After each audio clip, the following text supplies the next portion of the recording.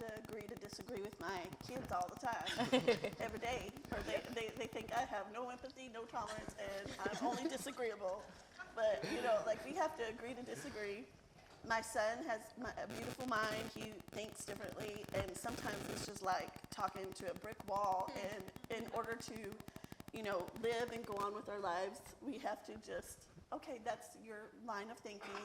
It's reasonable to you. You've told me the steps. It makes sense to you. It will never make sense to me. So we agree to disagree on that. I have a great friend who has totally different political beliefs than I do, and the only way really we can coexist when politics comes up is to just agree to disagree. Like, she will never change. Yeah.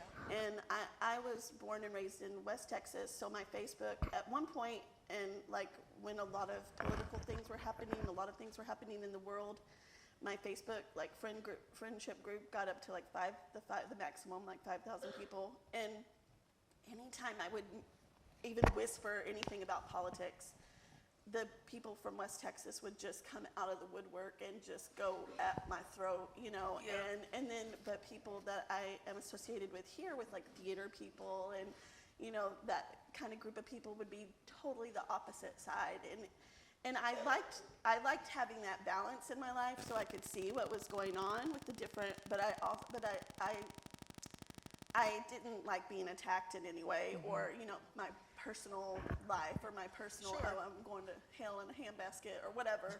But it was very different views on, and it was interesting for me to see those different viewpoints, but also I had to like eventually set up boundaries for myself and be like, no, because it was affecting me like personally and emotionally, and Yeah. you know, worried about it. And so I did have to separate from politics. I used to be very into everything, and now I did have to, and people may not like that here or whatever, but I would read as much as I could, and I would watch as much as I could, and I would like listen to both sides, and I was up on the news, but I had to separate myself from that a little bit because it was so, you know, yeah. you know what I'm saying, Travis. Yeah. I don't I want mean, to give myself did in you all trouble. experience that during, I mean, the last couple of years, I mean, did you have to kind of question, am I empathetic? Because I don't, you know. I was kicked off Yeah. of Facebook for calling a racist.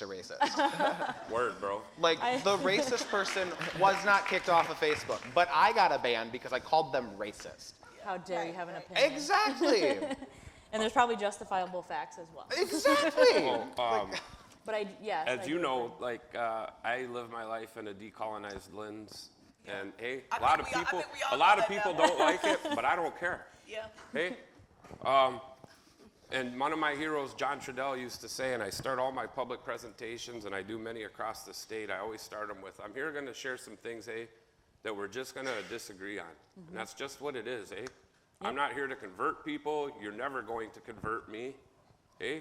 These are just the way that my people see the world. And it's okay to disagree. We used to have this thing in this country called civil discourse, and we've lost it. We have literally lost it because everybody operates in their feels. I don't care what you feel. I want to know what you think. And forget thinking. I want to start hearing what you believe. I believe this. I believe that. Because we do too much thinking. When we do too much thinking, we get groupthink.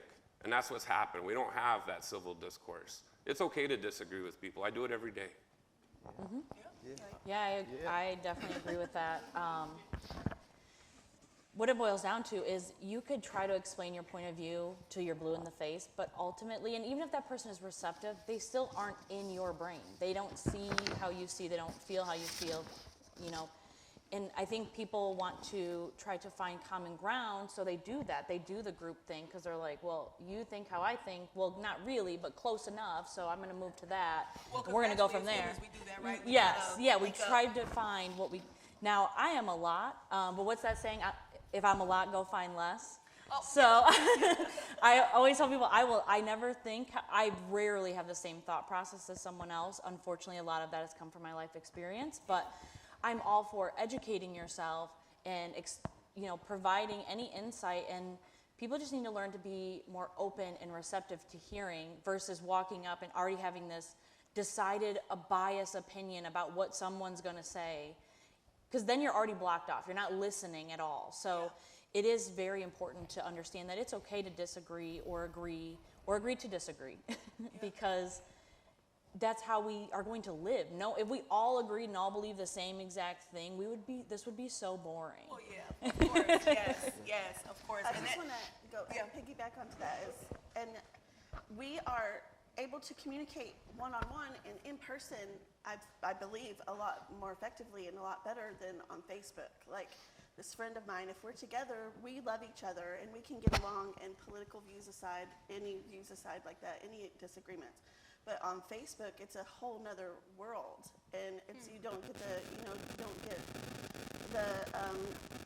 just don't get the nuances of the language or how a person is, their face, if they're being sarcastic or if they're being genuine. But it's for some reason, and I know everyone that's on Facebook or Instagram knows this, people feel like they can just say whatever they want to say and attack you personally or your mom or your dad or your religious beliefs or whatever, and it's sort of safe. They're safe behind the keyboard or keyboard whatever. warriors, But we face call to them. face, that's why what you're doing. One reason why this table talk and these discussions are wonderful is because you are face to face, and you can see the person's emotions. You can see they can get their thoughts across, and they have time to think about what they're going to say.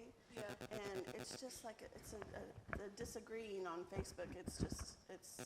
I've separated myself from that because for my own personal state of mind. Yeah, you have to do what works best for you, for sure. I believe Yeah. agreeing to disagree is healthy.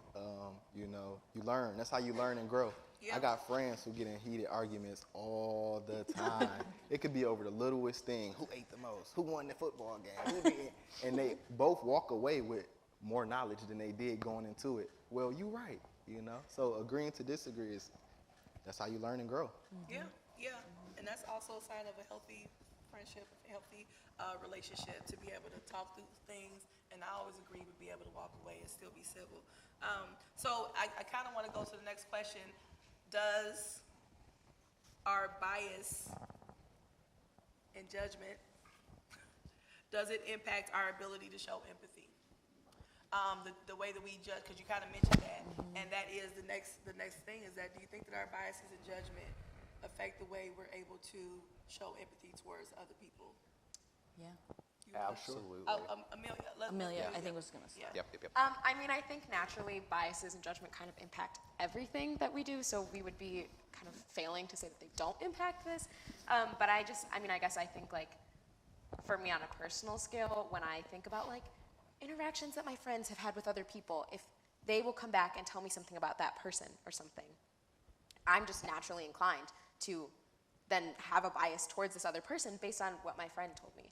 And so I think that then that affects my ability to be empathetic towards them. So to answer that, yes, like I do, think that affects everything. And we know that sometimes we don't get the whole story right because Yeah, our friends right. want us to agree with them, Right. so they tell us stuff. And then Right. and that's why I try to really take each person individually, right? Because somebody else's experience with that person could be based on something, right? And then when I experience them a totally different way. So, but yeah, we side with our friends because they tell us the right stuff. I can Wayne, you agree wanted with to say that. something? Yeah, I mean, I think it does absolutely play a role because I'm a part of the queer LGBT community, and there are so many people out there again that hate on me for who I love, what I do, how I wash my hands, what bathroom I use. Like it's very unfortunate. It does get down to those little things, and there are too many people out there that you're never going to change their mind. So why do I have to care about you? Why do I have to walk on eggshells around you because you're the problem? Because you don't think the way that I do. So yeah, it absolutely does go back to, like, I don't show empathy towards the people that don't agree with me because of the way I live my life. You always got an ally in me, bro. Well, thank you. Same.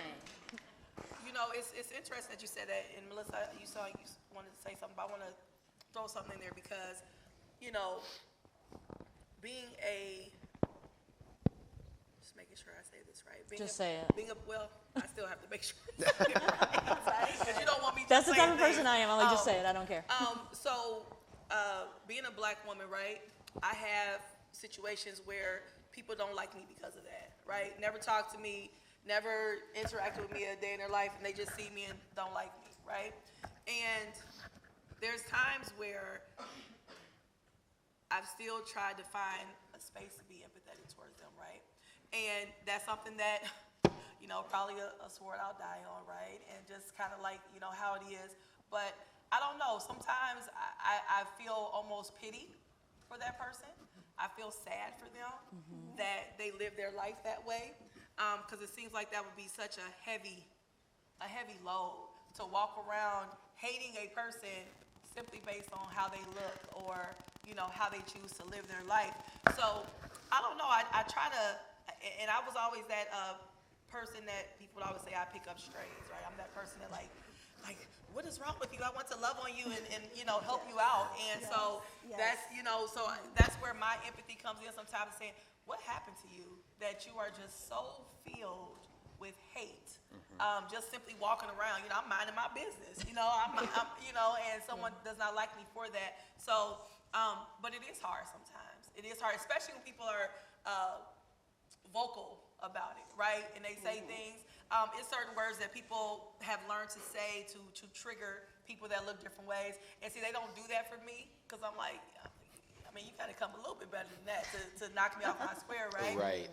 But I get what you're saying. I get what you're saying as far as that being a hard space to be in, to show that person compassion. Really, that's really what that is. Yeah. And then I'm pretty different when it comes to that too. Like you are able to show empathy to, or try to show empathy towards that individual, where I go straight to the fight or flight, and I lean heavily on the fight. Yeah.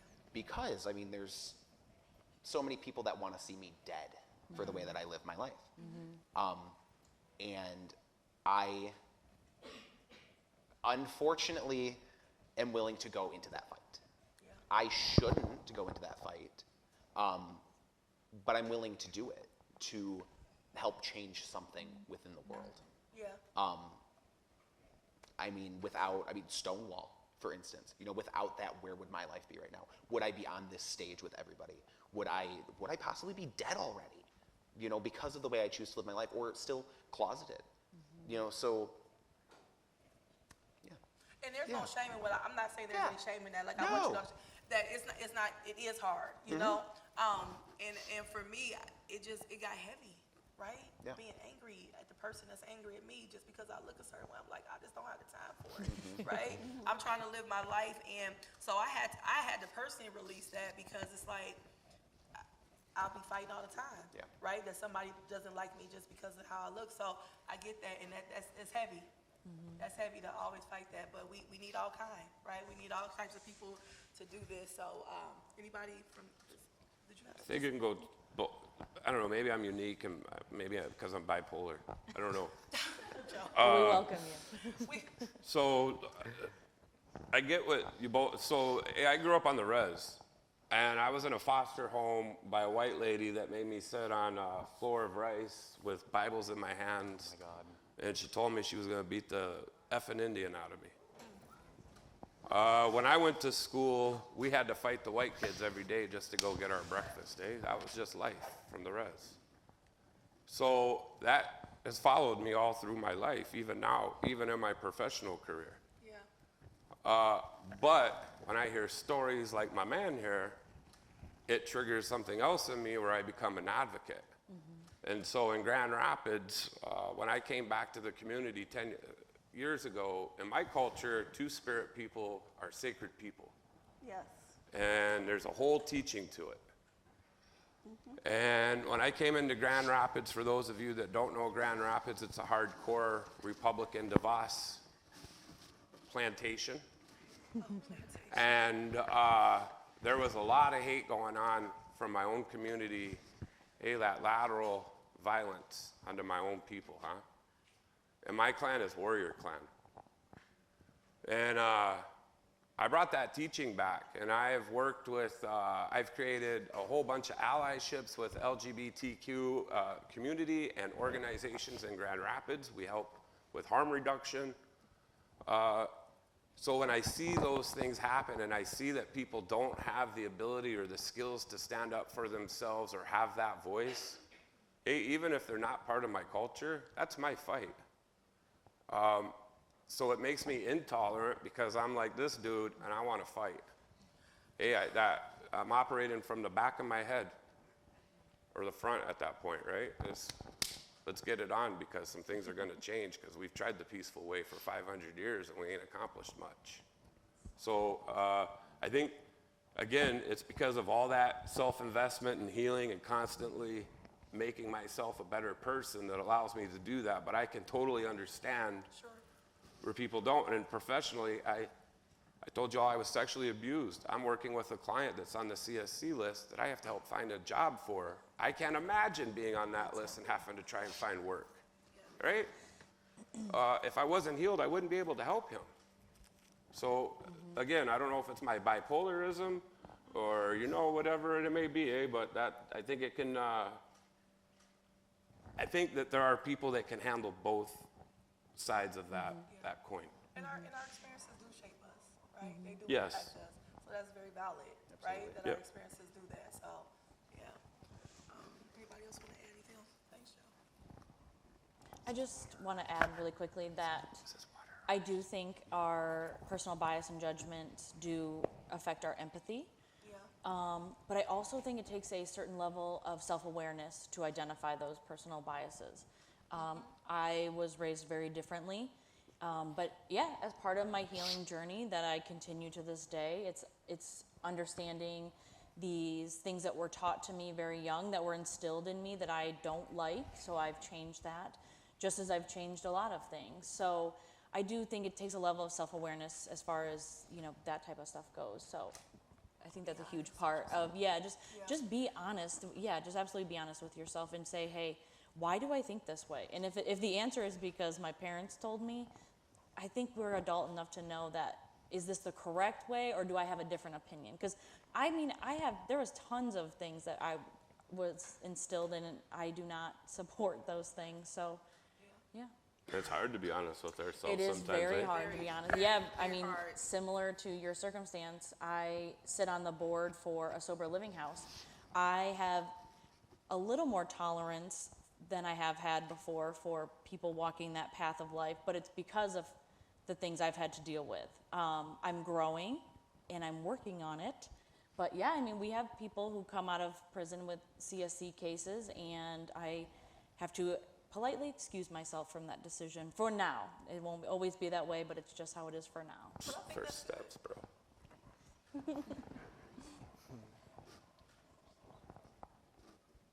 don't have my cell phone on me. Is that what that noise is? Okay. So, the next, thank you for everybody's input. So the next question is, and I guess we kind of will say, this is a good segue, I guess, into this, but can low emotional intelligence, burnout, and stress lower our ability to be empathetic? Wayne, your face is like, yes. I'm stressed 24/7. I was just gonna say, I think Wayne over there. Listen, I work a full-time job. When I'm not working a full-time job, I have a fiance at home who is kind of like a child, not in age, but in the way that he has. We'll take that off. And then I also, I am a drag entertainer. So a lot of the time, I'm just stressed all the time, which absolutely leads me to not really be empathetic towards anybody else because, listen, you're stressed. Let me tell you about why I'm stressed, and it's going to be worse, and I'm going to make it worse. Always trying to trump each other. Absolutely, back to that selfishness. We're always I'm trying not saying I'm perfect No, by none any of us means. are. None of us are. Yeah. No, that's interesting. That goes very back to that. Yeah, because I mean, when we're tapped out, how do we do for others, right? When our cups are empty, how do we feel? And that's, to me, that's what empathy is, right? We're helping fill somebody else's cup. I mean, it just is because, it's interesting if you interact with somebody maybe one time, right? See them in a store and they're acting a fool, just downright crazy, and you're like, oh, that person is a terrible person, right? We don't know that, he may have just gotten serve divorce papers, right? Or maybe his children were taken away from him, or maybe he just got in a car accident, right? We don't know those things, so we judge things based on those situations, right? Those one instances where we, interact with someone. So again, our own responsibility, from what I'm hearing, is that we have to fill our cups, right? So we can give a little bit back to other people, right? I mean, do you all agree with that? Yeah, I tell every one of my clients, I try to normalize behavioral health as much as possible. It wasn't normalized when I was younger. Yeah. And that male toxicity that my generation had ingrained in us, right? I have 3 stepkids that challenge me every day, 3 stepdaughters. Like I didn't even know that women's pockets, were smaller than men's pockets. If we have pockets, if we even have pockets. So I speak about it, right, in every speech to talk about symbolism and how that works. And there's a living example that my stepkids remind me of every day. But I tell my clients, hey, I see a therapist once a week. Because if I didn't, I wouldn't be able to help my clients, right? And Aaron knows me for the last 4 or 5 years. I'm a busy guy. I wouldn't have it any other way. When I have idle time, that bipolarism kicks in, all that self-doubt talk starts creeping in my head. Hey, I'm a bad person because of this or that. I ain't got time for that, right? So if I'm helping other people, as my therapist would say, I don't have time to talk about my crap, right? Let's talk about your crap because I don't want to talk about mine, right? And sometimes, so for people like me that have to have that movement and that constant agenda and that play, it helps keep me motivated and keeps my cup filled. But yeah, self-care is important. Yeah. I was just going to add to that. Oh, I'm please. certainly no professional, but I did take AP psychology. And if I learned anything, we have, the psychological principle of like Maslow's hierarchy of needs, right? Like we have to fulfill our own basic necessities before we can tend to anything else. And so I think that in regards to this question in particular, we can kind of refer to that and just understand we have to be in a good place for ourselves first before we can do anything else. Yeah, because it's our responsibility, right, to better ourselves. It's nobody else's responsibility to make us happy, to fulfill, make us feel fulfilled in life. It's our responsibility, and I truly am a believer that when we take care of ourselves, we're then able to give back to others the right way, right? Right, but Joe was completely correct, and like I'm obviously Generation X, and I don't know what I am. and I'm Generation, but I was also adopted, and my adopted father was born in 1921, and my adopted mother was born in 31. So she had her first child in around 1951, and you didn't go to the store without your makeup on, and you didn't, you had to wear pantyhose and a slip, and, Yes. and I'm from Texas, I've already said that, and it was yes, ma'am, Oh, yeah. yes, sir, no, ma'am, no, sir, all of this. Yeah. And another element for the moms was you just wore yourself out as a mom. You did not take care of yourself. You took care of yourself last, and like I really made that mistake. And plus I was 2,000 miles away from any, grandma, grandpa, anyone who could help. So with my firstborn, who's in the audience, I was with her like for the first 10 months of her life. My husband would come home from work, and I would drive to Tim Hortons and get a French vanilla, and I'd come home, and it was like 20 minutes, or I would take a bath, and that was it. That's as much as I was away from my child. And I thought that I was doing things the right way, or I thought that was the best, Yeah. Oh my goodness, that's not right. No one should do that. No one, you need those mental health breaks, and your tolerance is lower when you don't have sleep, or when you're not taking care of yourself. Yeah. And just to sort of give it the mom point of view, that's a mistake I made in her early development, and I would not do that again. I would not do that again. I think we all I'd have take stories that where little- we could maybe do things you know, over. and I would encourage her if she ever has children. First, I'm like, you don't have to have children, but we were like, oh, you have to get married, and you should get married. You should have kids. Now I don't tell my kids that. I'm like, you don't have to get married, and you don't have to have kids. But I would encourage her to. We do encourage her to really check in on her mental health and Yeah. how she doing. And even if we have to miss school for a mental health day, my husband hates that. He's in the audience. I also. know. He hates that. Yeah. You don't miss school, but you're up against a wall, and it feels like life or death, and you might have to take a mental health day, and that's all right. And How that's where we productive are. will you really be at school That's if you're in right, that state and anyway? that's where we are. So Yeah. definitely, moms need to take care of themselves, Yes. and take those breaks if you need them, or Yeah. get help. Ask for help if you need it. Yeah, everybody does. Everybody needs to take those Right. breaks and really pour into. Were you trying to say something, Trill? Yeah, I just believe even when you're tired and you have those moments where you have a low tolerance, you still have to have emotional intelligence, especially if you have children. Sometimes you work all day, you school all day, and then your kid is pulling on your leg. Hey, Sonic this. Hey, Sonic that. You can't just be like, leave me alone. You gotta like. You can, but You can, but you it's feel best that to about it? it's best to take a deep breath in those moments and see what they're talking about. yeah. That might spark a conversation between y'all, and it might make your day better, So even in those moments, still have that emotional intelligence and So listen, be yeah, patient. thank you. I want to ask one last question to you all. So my question is, once we refuse or choose,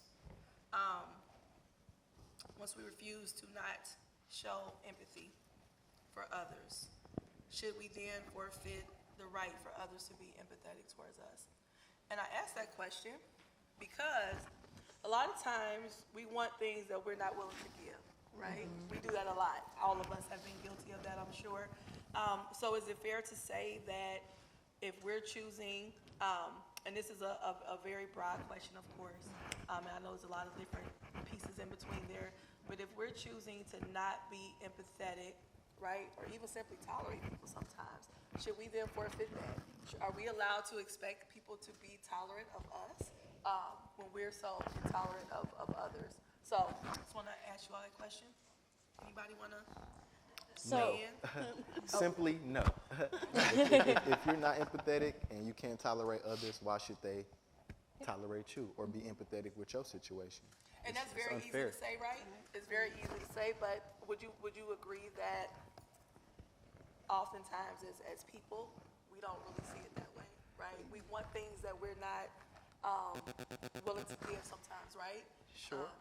I mean, would you agree with that sometimes that happens? Yeah, I agree, but it's like it's unfair. If you're not going to be able to hear someone else out or try to understand someone, show empathy or have tolerance for someone, you shouldn't expect that. You can't expect someone to be like, oh, it's gonna be all right, or cheer up, spunk up when somebody comes to you and you're like, I don't have time for that. I'm like, And no, we that's see not it every right. day. We see it every day, right? Where Yeah. people don't offer grace, but yet they want grace, right? Did you want to add something to them? Yeah, I was just gonna say, I mean, I think immediately I have kind of a similar reaction, and I always think about like when I'm interacting with my little cousins, and maybe the older one, she'll tell the younger one, like she'll do something to him, and he'll do it back to her, and then she gets mad. Yeah, And yeah. we always tell them like, if you can't take it, don't dish it. So I think there's that to it, but then I do think that it kind of goes back to what was said about like emotional awareness and intelligence earlier, how kind of, I think what you were getting at a little bit, and where, you need to have a level of emotional intelligence to be able to recognize that you're not necessarily giving empathy, because if these people don't necessarily realize it, then they might expect it, but not be able to kind of recognize their own actions. So I do think there's some nuance to it. Yeah, thank you. I They know think what they that, so those of us that didn't have supports growing up and maybe not have had them in our adulthood, so I have a real problem when people compliment me. So when I was growing up, I was always told I was going to be this bad Indian, I was going to be this, I was going to be that. My dad was going to babysit me in the prison, blah, blah, blah, right? So when people give me a compliment, it makes me feel really uncomfortable. Like, I don't even know how to explain it to you. That being said, I really don't give a damn if somebody has empathy for me. One, they've never walked a mile in my mocks. And I don't ask for people's empathy either. I'm kind of a quiet guy when it comes to my own personal stuff. And I think that those lived experiences, right, of that I didn't have nobody out there that, hey, not even my own mom. Oh, right, let me show you empathy. That never happened. Yeah. So I just deal with it. I'm in survival mode 24/7. And if in order for me to see, hey, today's what, Wednesday, or Tuesday, in order for me to see Wednesday, I got to get through today. And so, even though I like this guy and these new people I met, I don't give a damn if they have empathy for me, right? We have a little. I'm just using that as a general. I totally get it, yep. Because the fact of the matter is that tomorrow I still have to help my clients out. I have my own goals. I have my organization's goals, and those things have to be done. So I think it's for everybody, but again, there's a lot of gray. Yeah. People have different personalities, different skill sets. So I just think it just varies from person to person and also culture to culture.